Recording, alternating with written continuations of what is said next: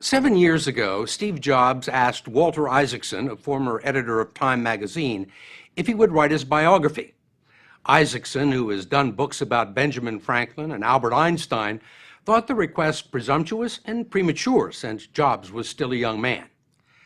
What Isaacson didn't know at the time, and only a few people did, was that Jobs was about to undergo surgery for pancreatic cancer and was feeling his mortality. It speaks to the secrecy with which Jobs conducted his life and his business, adding mystery to an already compelling figure. In 2009, with Jobs already gravely ill, Isaacson began the first of more than 40 interviews with him.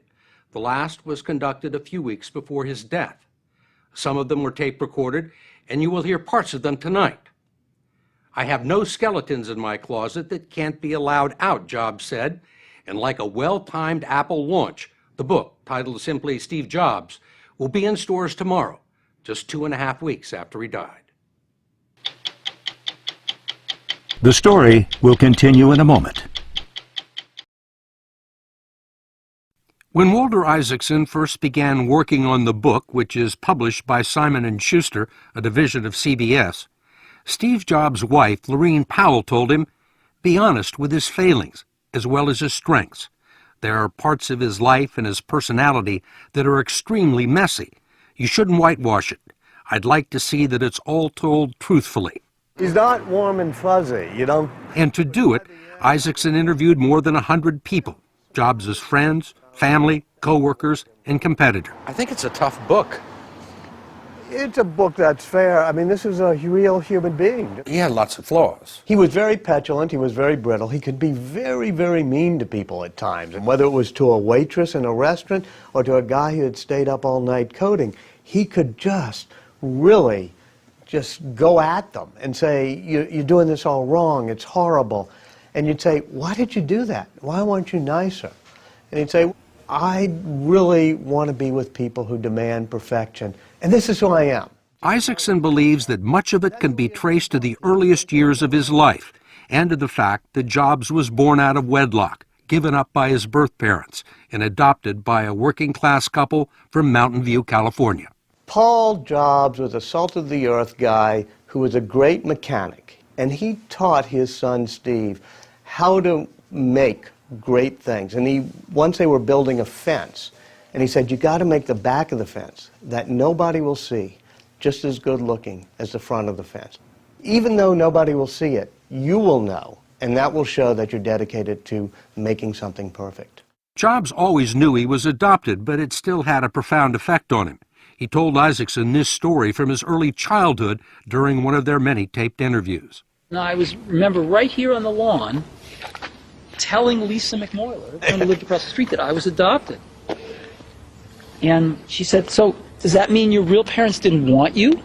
Ooh, lightning bolts in my head. I remember running into the house. I think I was probably crying, asking my parents, and they sat me down. They said, no, you don't understand. They said, we specifically picked you out. He said, from then on, I realized that I was not just abandoned. I was chosen. I was special. And I think that's the key to understanding Steve Jobs. Another factor was geography. Jobs grew up in Northern California, not far from Palo Alto. He was a gifted child who tested off the charts in a neighborhood populated by engineers. You know, he was raised in a place that was just learning how to turn silicon into gold. It had not yet been named Silicon Valley, but you had the defense industry, you had Hewlett-Packard, but you also had the counterculture of the Bay Area. That entire brew came together in Steve Jobs. He was sort of a hippie-ish rebel kid, loved listening to Dylan music, dropped acid, but also he loved electronics. Jobs would eventually cross paths with a computer wizard at Berkeley, 5 years his senior, named Steve Wozniak. They became fast friends, sharing a love of high-tech pranks and a disdain for authority. One of the things they did was to copy and improve an illicit device called the Blue Box, which reproduced the tones that the phone company used and allowed users to make free long-distance phone calls. Wozniak loves the Blue Box. He's doing it as a prank. Steve says, we can sell them. We can market them. And they sold about 100 of them, and Jobs said to me, that's the beginning of Apple. When we started doing that blue box, I knew that with Wozniak's brilliant designs and my marketing skills, we could sell anything. That was still a few years off. Jobs enrolled at Reed College in Oregon at a time when Timothy Leary was telling students across the country to turn on, tune in, and drop out. Jobs did after one semester. The time we grew up in was a magical time.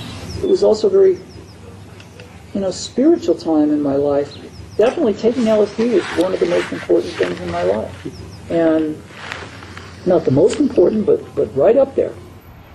He eventually drifted back to his parents' house and became one of the first 50 employees to work for the video game maker Atari. But he was not a big hit with his coworkers. Never wore shoes. Had very long hair. Never bathed.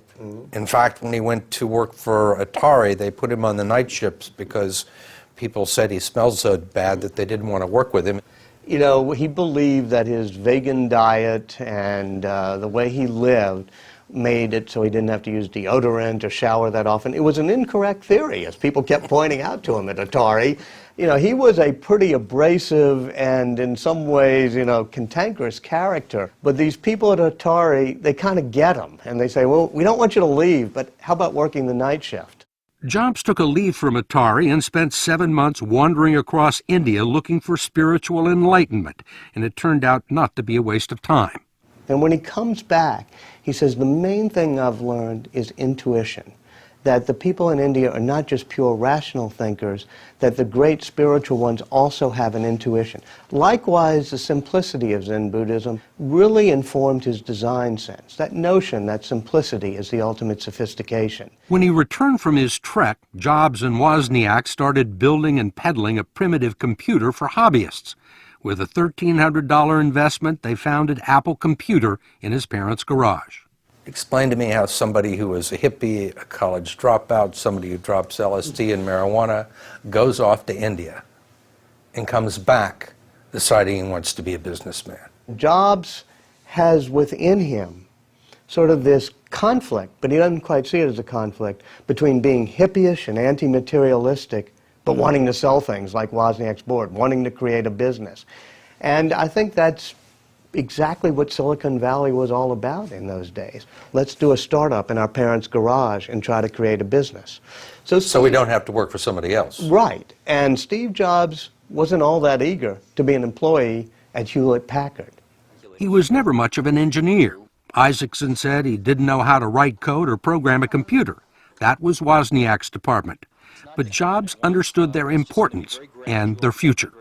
He was obsessed with making an attractive, simple, inexpensive computer, the Apple II, marketed as the first home computer.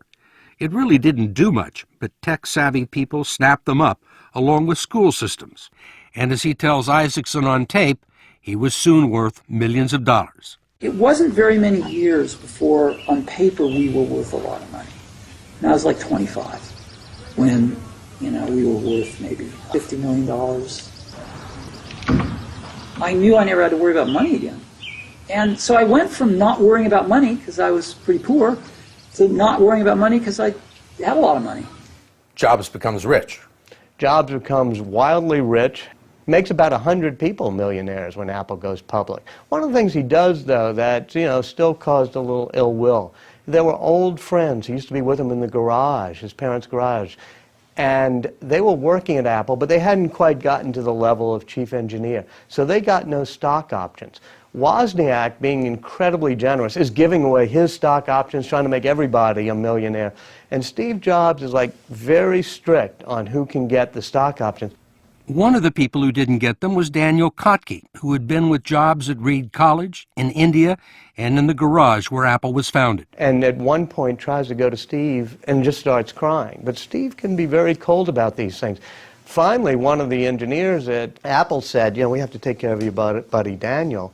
I'll give him some stock if you match it or whatever. And Jobs says, yeah, I'll match it. I'll give zero, you give zero.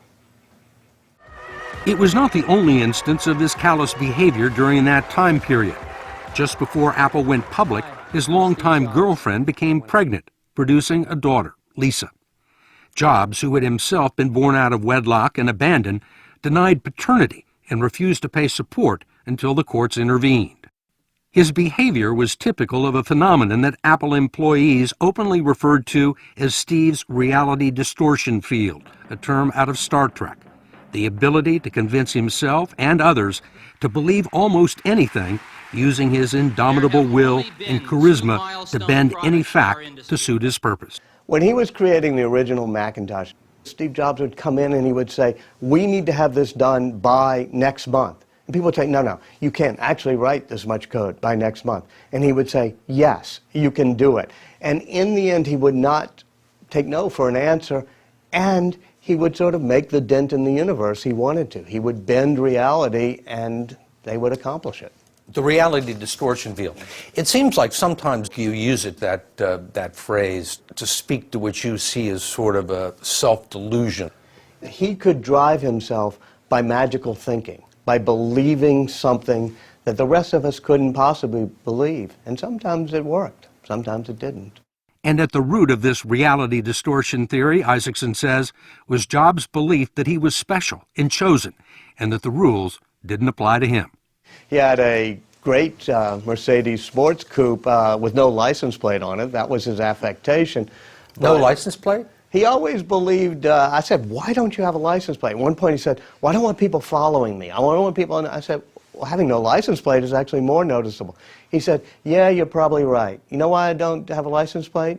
I said, "Why?" He said, "Because I don't have a license plate." And I think he felt the normal rules just shouldn't apply to him. And he had his little everyday acts of rebellion that were showing, hey, I'm a little bit different.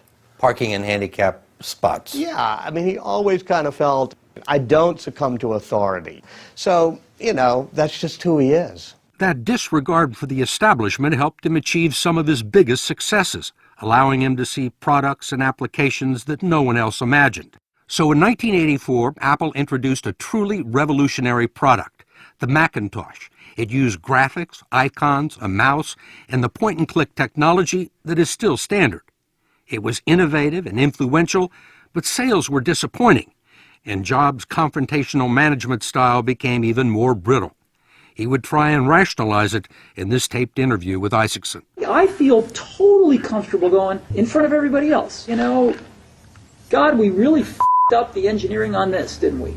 That's the ante for being in the room. So we're brutally honest with each other, and all of them can tell me they think I'm full of shit, and I can tell anyone I think they're full of shit. And we've had some rip-roaring arguments where we're yelling at each other. Jobs loved the arguments, but not everybody else did, and Isaacson writes that some of his top people began defecting. He was not the world's greatest manager. In fact, he could have been one of the world's worst managers. He was always, upending things and, throwing things into turmoil. This made great products, but it didn't make for a great management style. Jobs would eventually provoke a boardroom showdown with Apple President John Sculley over who should lead the company. The board chose Sculley. So he was out of his own company. Kicked out of his own company, and he always had that feeling of abandonment. There was nothing worse than being abandoned by Apple. He sold his stock and used the company to start a new venture called Next Computer, which made great products that no one bought.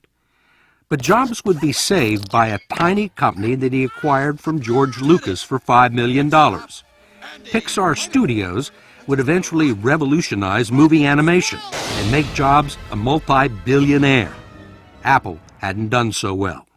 And a decade after Jobs left, it decided to buy Next Computer and the services of Jobs as a consultant, but he would soon take over as CEO.